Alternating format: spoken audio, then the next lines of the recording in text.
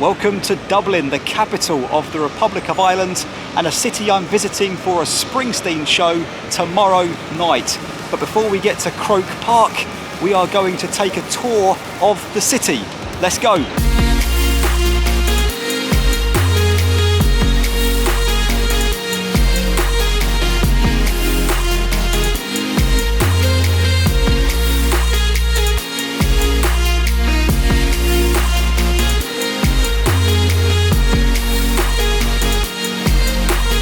A little bit later we'll head down to Temple Bar to soak in some of the Saturday night atmosphere. But we're going to start just north of the river at a street called O'Connell Street.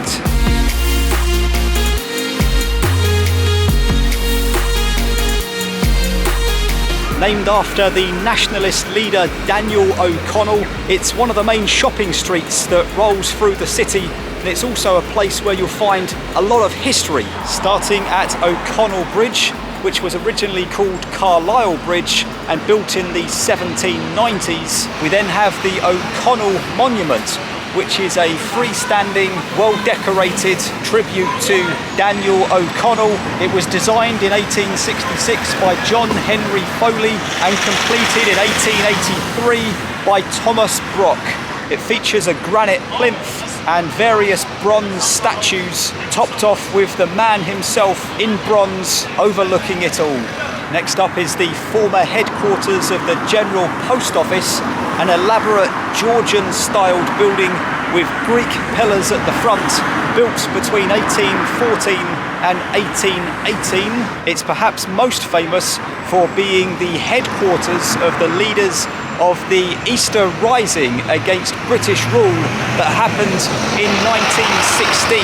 These days it is still a post office, so you can still go inside and post your letters, but there is also a museum attached all about the Easter Rising. One more thing I want to show you, but to see it, we've got to nip up the busy Henry Street. Right, I think we're far enough away now to get it into frame. That pencil-looking thing back there is called the Dublin Spire. It is made with 8 hollow stainless steel tubes and measures 3 meters in diameter at its base and only 15 centimeters in diameter at the very top, which stands at 120 meters, which is nearly 400 feet. Altogether, it weighs 133 tons, and it was due to be opened up as part of the city's Millennium celebrations, but after objections to the €4.6 million cost, it wasn't completed until 2003.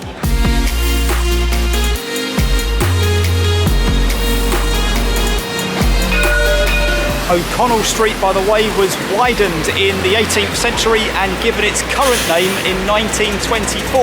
You know, when I came here last, this area right here around the spire was a construction site. I've got a few video clips that I can just show you now, and you can see what I mean. Things look very different as they are right now.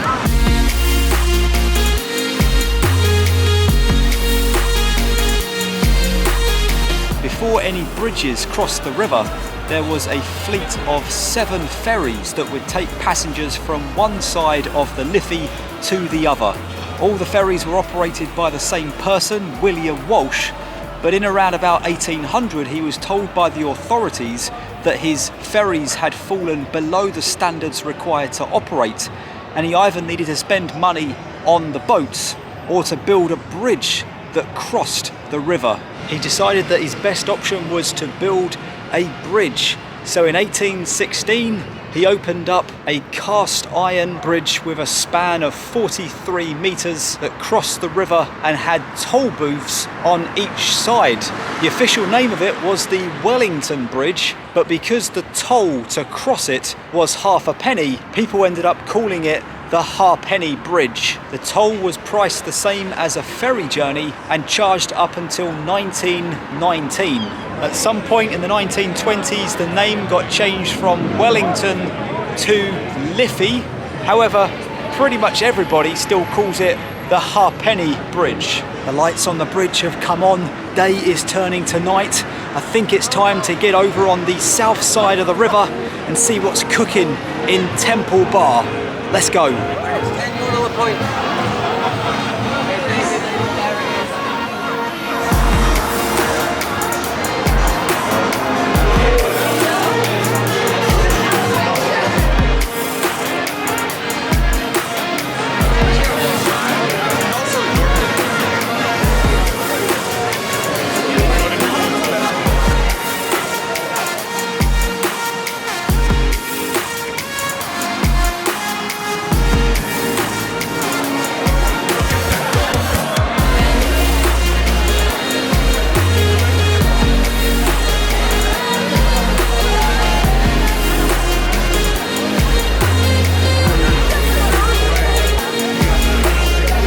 And if you didn't know, Temple Bar is the neighbourhood where you'll find all of the pubs, clubs and live music. Probably why there's so many people here. That is the Temple Bar pub in the famous Temple Bar district. It is getting late, so I'm going to head back to my Airbnb, get some sleep, and we'll see what things are looking like in the morning. It's Sunday morning and things have quietened down from the craziness of last night. Yesterday we spent our time on the north of the River Liffey, so today we're going to take a wander around the south.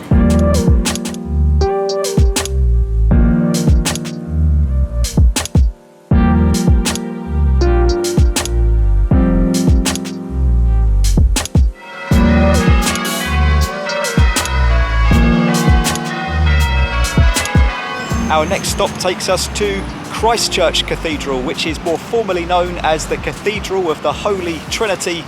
It was originally built as a wooden church back in 1030. It was rebuilt using stone in the 12th century and then enlarged in the 13th. It gets its current day Gothic and Romanesque style from the modifications and rebuilding that took place in the late 19th century after the building fell into quite a state of disrepair. Back in 2017, when I last visited, I was lucky enough to be able to go up to the bell tower where there are 19 bells that you can quite often hear ringing throughout the city. And I've got to say, the interior of the cathedral itself is magnificent. One particular memory that I've got is that I was able to sit for about 30 minutes and listen to the Christchurch choir, who were singing a number of different hymns.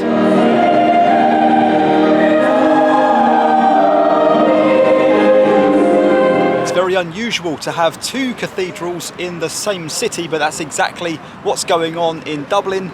This is St Patrick's Cathedral behind me, completed in 1191. It is the Church of Dublin's national cathedral, built in the Gothic style with a 69-metre tall spire and home to the country's oldest choir that was formed way back in 1432. Adjacent to the cathedral is St Patrick's Park, a rectangular green open public space that you can see behind me. It features a marble fountain right in the centre with marble steps leading up to a raised terrace. It was laid out in 1901 and opened by King Edward VII in 1902.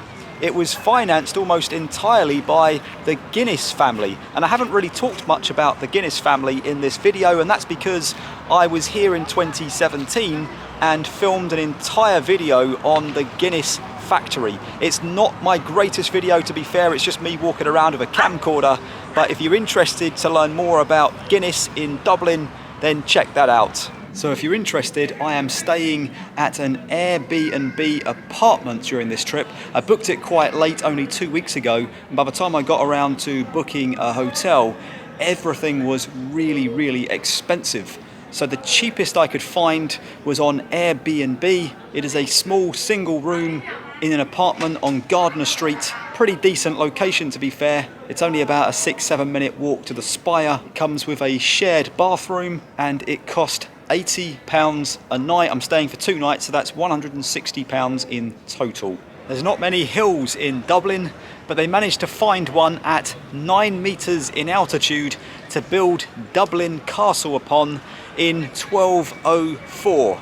Originally, back then, it was a fairly straightforward Motte and Bailey castle, and over the years it was expanded, perhaps most significantly, in the 18th century when a whole host of additional structures and buildings were constructed. The castle was the seat of British rule until 1922, when it was handed back in a ceremony to the Provisional Government of Ireland. In 1921, 1 year before, the Anglo-Irish Treaty had been signed, which ultimately meant the end of British rule. It is completely free to have a wander around the outside, and I'd recommend taking a walk through the large courtyard, which is overlooked by the state apartments on one side and then the pretty spectacular Bedford Hall on the other. Just a couple of other things to look out for as well, and that is the two towers that you can't see from the courtyard.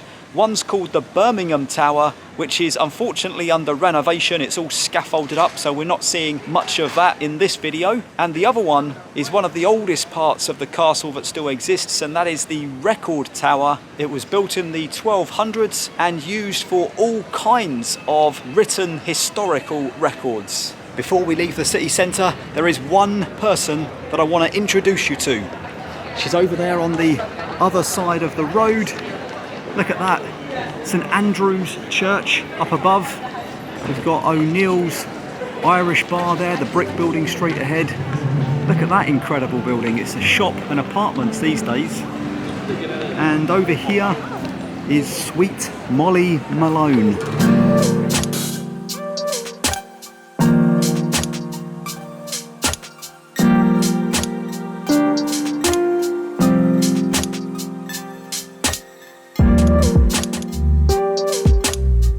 She's famous from the song Sweet Molly Malone, also known as in Dublin's Fair City, also known as Cockles and Mussels. Molly Malone was a fishmonger who died of fever at a young age. Some people say she's a legend, other people say she is a historical figure. I'll make sure I link to the song below. Give it a listen if you get a chance. I promise you, you will be singing it for the rest of the day.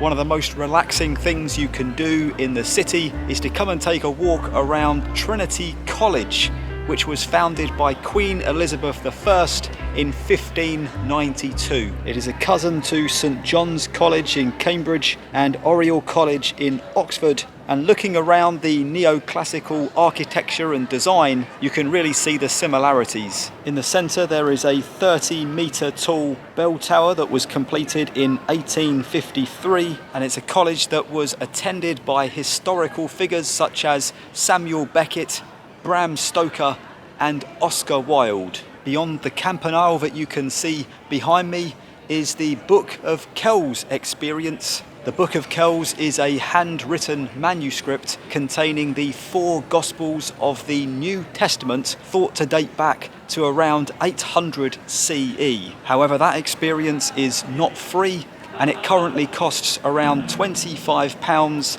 for a ticket. Right, buckle up. It is time to head towards Croke Park. It is very nearly showtime.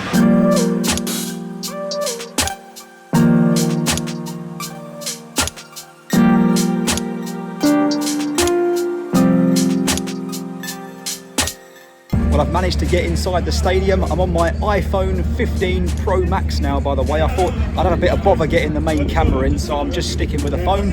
It is a beautiful evening, blue sky, about 20 degrees. I'm all decked out in my Springsteen shirt.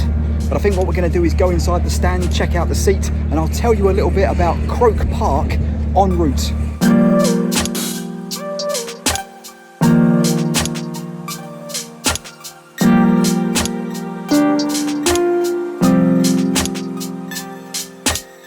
Croke Park is actually a Gaelic Games stadium, and with a capacity of 82,000 people, it's the 4th largest stadium in Europe, or the largest if you discount football stadiums.